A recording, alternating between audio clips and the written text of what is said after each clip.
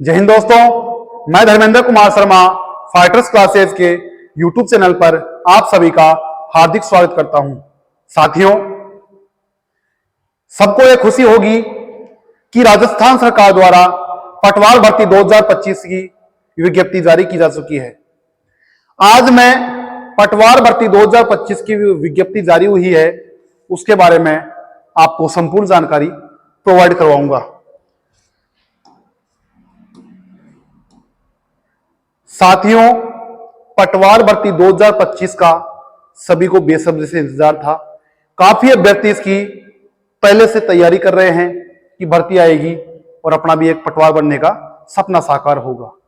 तो सबसे पहले जो पटवार भर्ती विज्ञप्ति आई है उसके बारे में मैं शुरुआत करता हूं और आपको इसकी संपूर्ण जानकारी प्रोवाइड करवाऊंगा कि इसके फॉर्म कब से फिलअप होने हैं, कब इसकी लास्ट डेट है, इसमें आयु क्या है, इसमें योग्यता क्या है, इसका सिलेबस क्या है। तो साथियों, सबसे पहले शुरुआत करते हैं अपने इसके पदों की शुरुआत करते हैं। राजस्थान सरकार द्वारा जो विज्ञप्ति जारी हुई है इसमें टोटल पद अपने को दे रखे हैं 2020 पद। 2020 पद इसमें अपने को बता रखे हैं, जिसमें नॉन टीएसपी एरिया, जो नॉन टीएसपी एरिया है, आदिवासी क्षेत्र है, गैर आदिवासी क्षेत्र, नॉन टीएसपी क्षेत्र, उसके कितने पद अपने पास है? 1733 पदों की संख्या इसमें है नॉन टीएसपी एरिया की। और जो टीएसपी एरिया है उसके पदों की संख्या है 287। 2020 टोटल पद है, 1733 इसमें नॉन टीएसपी के हैं और 287 है टीएसपी एरिया के।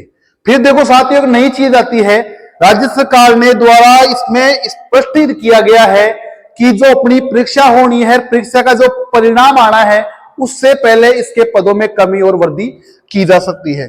इसके पदों में कमी और वृद्धि की जा सकती है परीक्षा परिणाम से पूर्व तक।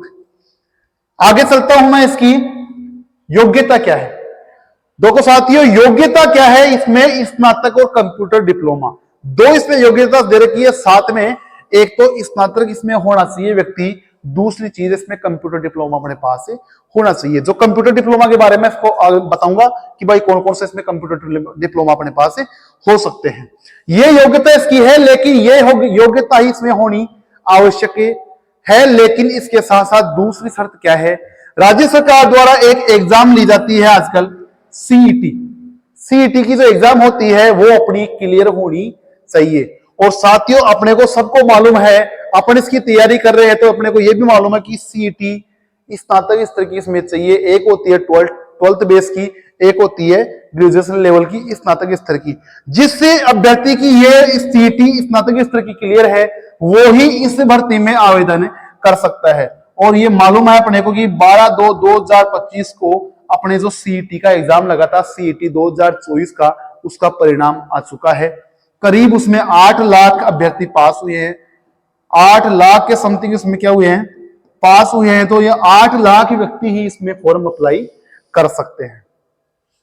अब जो तैयारी कर रहा है और जिसकी सीईटी क्लियर नहीं हो पाई या किसी कारणवश वो सीईटी के एग्जाम नहीं दे पाया, तो ये उसके लिए दुर्भाग्य रहेगा कि वो इसमें पटवार भर्ती में नहीं बैठ सकता।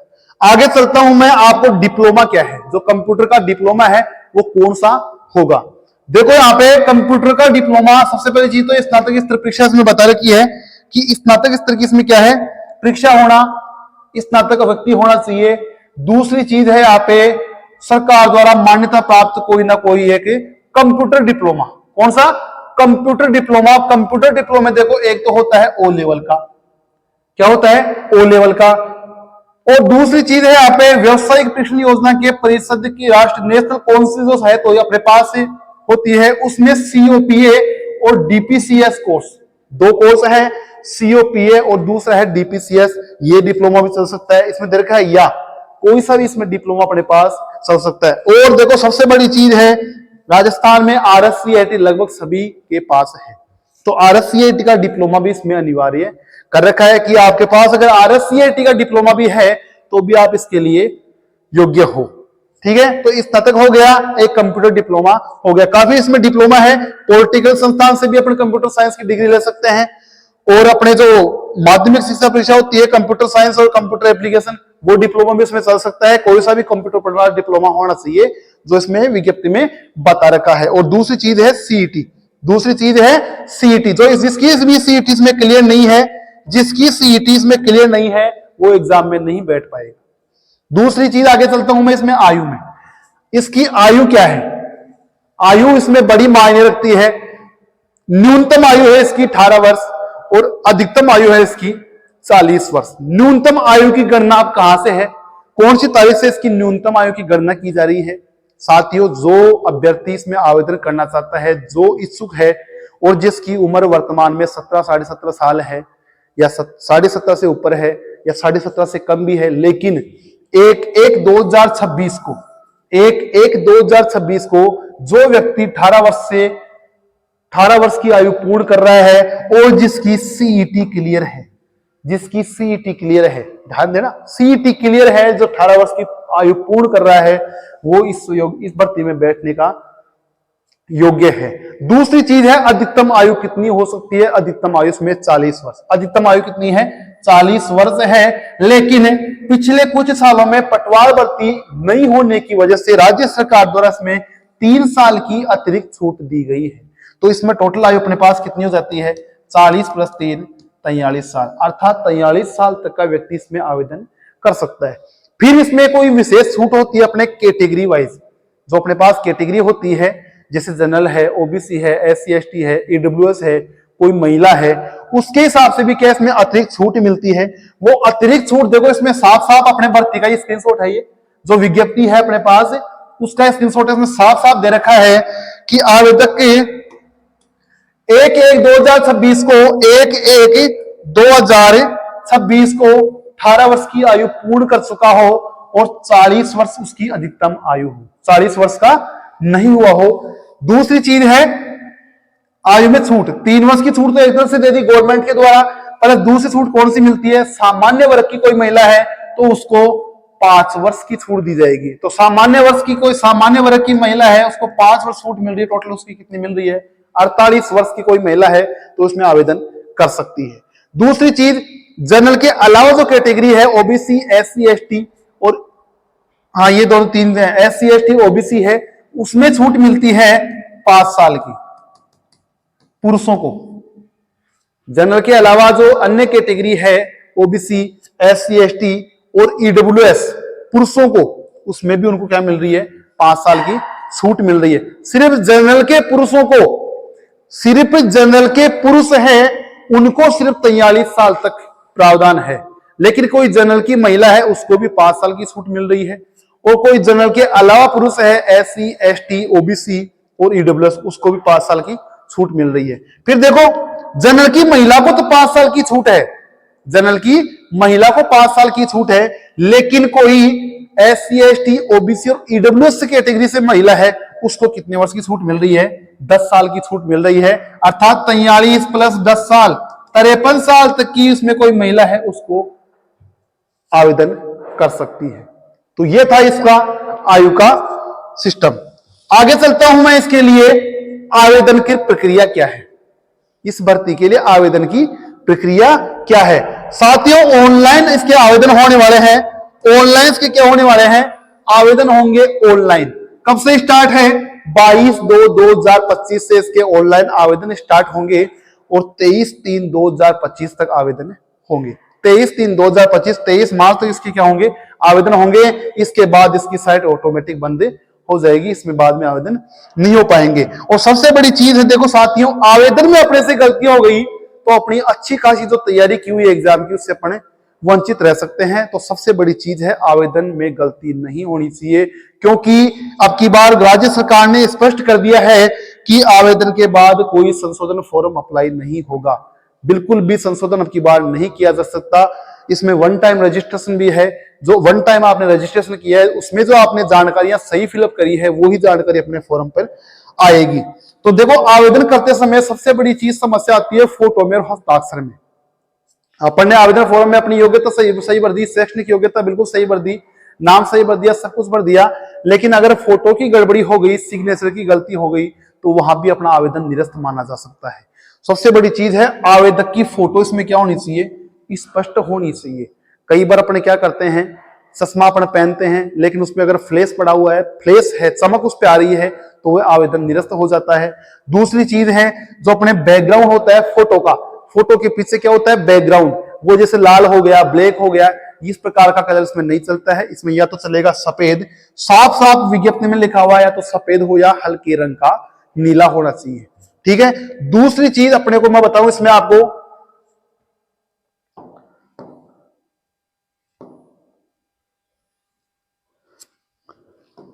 दूसरी चीज है इसमें फोटो जो है 1 महीने से पुराना नहीं होना चाहिए, अधिकतम 1 माह पुराना होना चाहिए, 1 माह पुराना होना चाहिए और बिल्कुल स्पष्ट होना चाहिए, अपनी छवि उसमें साफ दिखनी चाहिए, चेहरा अपना बिल्कुल साफ नजर आना चाहिए कि हाँ जो यह व्यक्ति है ये वो ही है।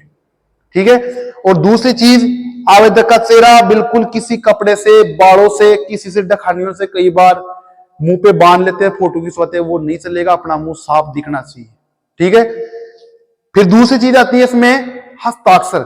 हस्ताक्षर के जो बिल्कुल कॉलम बनाया हुआ है उसके बाहर नहीं जाना चाहिए, जो कॉलम फिक्स है उसी के अंदर अपना हस्ताक्षर होना चाहिए, बिल्कुल सुस्पष्ट तरीके से।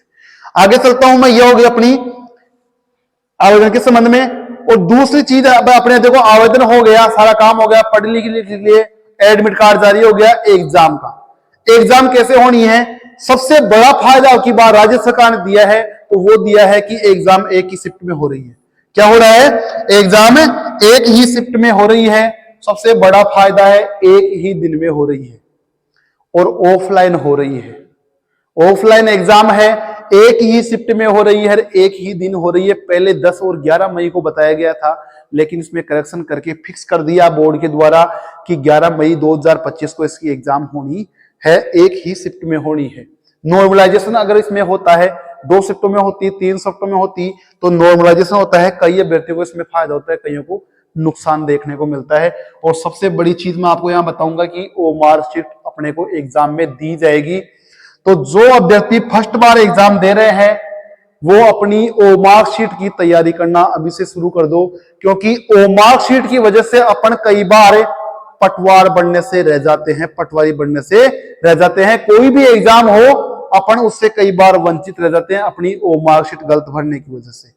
तो इसकी भी अपने को तैयारी करनी है। साथ साथ में मॉडल पेपर देते हैं, टेस्ट पेपर देते हैं, तो उसमें अपने को ओ मार्कशीट भरते रहना चाहिए।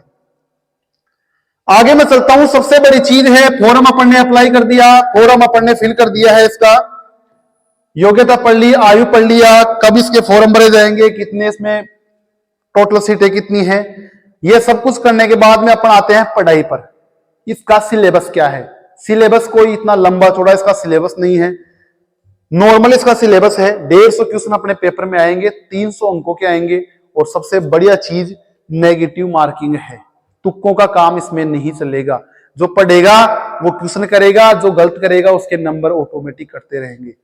तो ध्यान रखना है, नेगेटिव मार्किंग है 1/3। और क्वेश्चनों का पैटर्न है वो आपको बताना चाहता हूं, सब्जेक्ट वाइज कैसा कैसा इसमें पैटर्न है। बिल्कुल आपके नोटिफिकेशन में दिया हुआ है ये चीजें कि क्या कौन सी सब्जेक्ट से कितने क्वेश्चन आएंगे, कितनी वेटेज से आएंगे। सबसे बड़ी चीज है general science. General science India की ज्योग्राफी, इंडिया की पॉलिटिकल और इंडिया की हिस्ट्री, पॉलिटी और ज्योग्राफी और जनरल नॉलेज, करंट अफेयर्स, इसके अपने आने वाले हैं इसमें 38 क्वेश्चन। कितने क्वेश्चन आने वाले हैं? 38 क्वेश्चन। 25% वेटेज अकेला India, geography, history, polity, current affairs और जीएस जनरल साइंस लेके जाने वाली है। 25% वेटेज अकेला, 38 क्वेश्चन आएंगे 76 नंबर के। ठीक है। फिर चलता हूं राजस्थान की ज्योग्राफी, राजस्थान की पॉलिटी और राजस्थान की हिस्ट्री, इससे प्रश्न आने वाले हैं 30। तो राजस्थान और इंडिया के जीके से अपन समझ लेते हैं, जीके और साइंस से 68% आने वाले हैं, 68 क्वेश्चन आएंगे। टोटल वेटेज लेंगे 45% का, 45% वेटेज लेगा जीके। आगे लेता हूं जनरल हिंदी और English, general Hindi and English लेगा 15 क्वेश्चन। कितना लेगा? 15 क्वेश्चन, सॉरी 15% वेटेज लेगा और 22 क्वेश्चन लेगा। कितने क्वेश्चन? 22 क्वेश्चन लेगा। फिर आती है सबसे बड़ी चीज, अच्छी चीज है मेंटल एबिलिटी एंड रीजनिंग और मैथमेटिक्स। अकेली रीजनिंग और मैथ से 45 क्वेश्चन आने वाले हैं। लंबा चौड़ा टॉपिक नहीं होता है, बिल्कुल सीधा साधा है। 45 क्वेश्चन अकेला देके जा रहा है। मैं तो रीजनिंग की अच्छी तैयारी आपको इसमें टॉप बना सकती है। फिर आगे चलेंगे बेसिक कंप्यूटर। बेसिक कंप्यूटर के इसमें 15 क्वेश्चन आने वाले हैं। टोटल अपने को देखने को मिलते हैं 150 क्वेश्चन 300 अंकों के। तो ये था अपना पटवार भर्ती का जो नोटिफिकेशन जारी हुआ है। इसके आधार पर योग्यता, आयु, आवेदन की प्रक्रिया क्या है, टोटल सीटें कितनी हैं, सिलेबस क्या है और प्रश्नों का वेटेज क्या है। साथियों, मैं उम्मीद करता हूं मेरे द्वारा जो जानकारी आपको दी गई है समझ आई होगी। साथ ही साथ आपको एक और जानकारी मैं यहां पे प्रोवाइड करवा रहा हूं कि फाइटर्स क्लासेस खेजरोली में स्थित है। जयपुर जिले का छोटा सा गांव है खेजरोली, वहां पर इसके ऑफलाइन बैच चल रहे हैं और मेरे द्वारा भी यहाँ पे क्लासेस ली जाती है, बच्चों को मार्गदर्शक किया जाता है। और ऑनलाइन जो इसका चैनल है फाइटर्स क्लासेस का, उसमें भी आपको हर दिन नई नई चीजें देखने को मिलेगी। नई नई चीजें यहाँ पे सिखाई जाती है, क्लासें यहाँ पे अवेलेबल करवाई जाती है, काफी अच्छे टीचर्स हैं। मैं आपको यहाँ इतना यकीन दिलाता हूं कि मैथ, रीजनिंग और सभी टॉपिक्स यहाँ पे काफी अच्छी तरीके से तैयार करवाए जाते हैं। यहाँ पे बच्चों को हर वो सुविधा उपलब्ध करवाई जाती है जो बच्चे को एक चाहिए होती है। और सबसे खासियत कि यहाँ पे प्रत्येक शनिवार को या रविवार को वीकली टेस्ट होता है, जिसमें आपको ओ मार्कशीट के द्वारा ये टेस्ट करवाया जाता है। तो आपको बिल्कुल भी यहाँ पे ओ मार्कशीट का भी गलत होने के चांस नहीं होंगे। और वीकली जो टेस्ट होगा आपका, उससे आपका जो पढ़ रहे हैं उसका आकलन होता रहता है कि अपन कितना पढ़ रहे हैं, कितना अपने को याद हो रहा है। अच्छी फैकल्टी है, बच्चों के लिए काफी सुविधाएं और अच्छी शिक्षा उपलब्ध करवाती है। आप सभी से आग्रह करूंगा कि एक बार इस संस्थान में आप आइए, क्लासें लीजिए और शिक्षा का अनुभव करके अपनी सफलता को प्राप्त कीजिए। धन्यवाद।